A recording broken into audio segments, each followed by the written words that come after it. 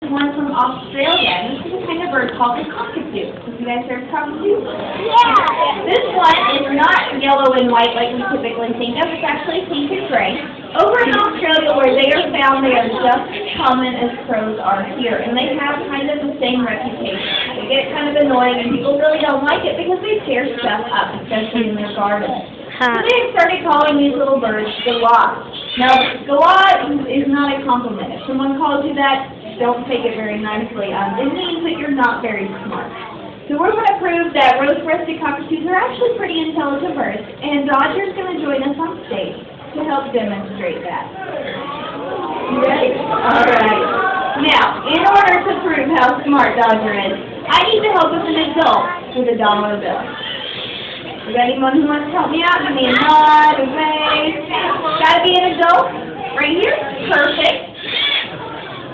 Keep looking. While you're looking, 5, 10, and 20 as well. Alright, once you get that dollar, you're going to stand up right where you are. You're going to fold that dollar bill in half. Fold it in half one more time, and then down into a little square. Alright, now I assume those are your boys right there. Whichever one you want to hold this arm above, you are welcome to do. You're going to hold that between your fingers and hold your arm out. No, put it in your fingers, sorry. But whichever one you want to do, splash them. How about that? Alright, you're going to hold your arm out nice and flat. Alright, Roger, what do you do when you see money? You fly out there. You grab it. And where does it go?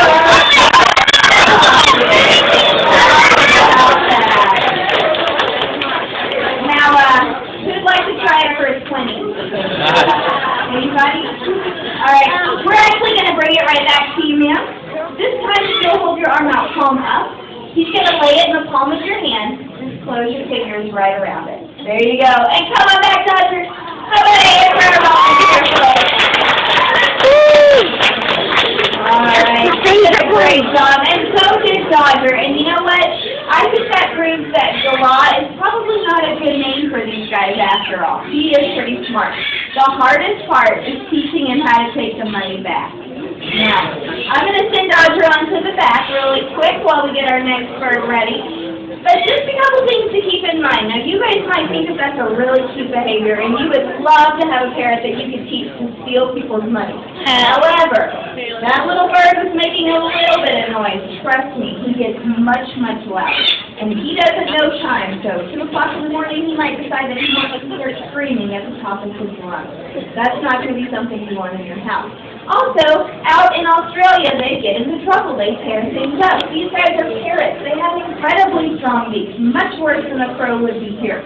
So in your household, they could do a number on your fingers, your furniture, your window sills, your toys, your electronics, pretty much anything they can get a hold of. Probably the most important thing, though, Dodger is 2 years old. Okay, he's going to live to be over 30.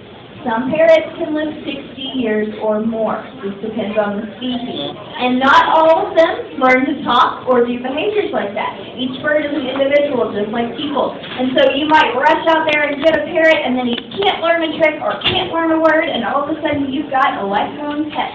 Okay? So you need to know what you get into before you rush out and get that bird.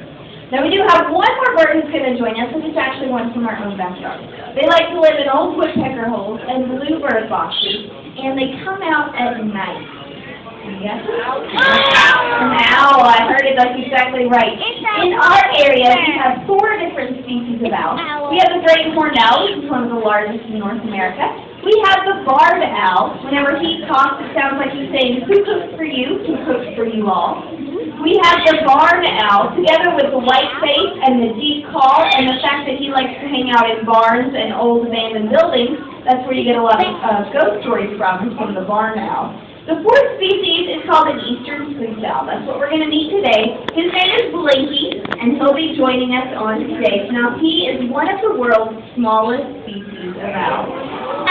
That was a really good one. That's what I was waiting for.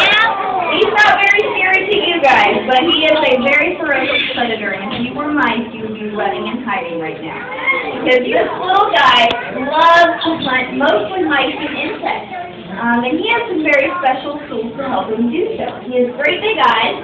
His eyes have to be really big to pull in all of the light that they can find, but there are no muscles to move them. We can keep our heads still and look all around, like just moving their eyes.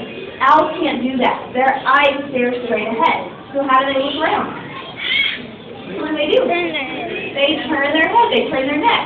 If you feel the back of your neck, there are little bumps back there. Those are called your vertebrae, and you have 7. Owls have 14. So they're able to look over one shoulder, over their back, all the way over their other shoulder before they have to go back in the opposite direction. And Blinky will probably demonstrate that while he's out here on stage. Oh, he just He also did. has really good hearing. The feathers sticking up are just feathers, and they help him communicate with other owls. His ears sit underneath his feathers on the side of his head. One sits up high, one sits down low, and that way he can tell exactly where sounds are coming from. And then the last trick up his sleeve, each and every feather on his body has the tiniest bit of fringe on the edge. As he flaps his wings, wind passes right through, and he doesn't make a sound. So he's able to sneak up on all those little mice and those bugs.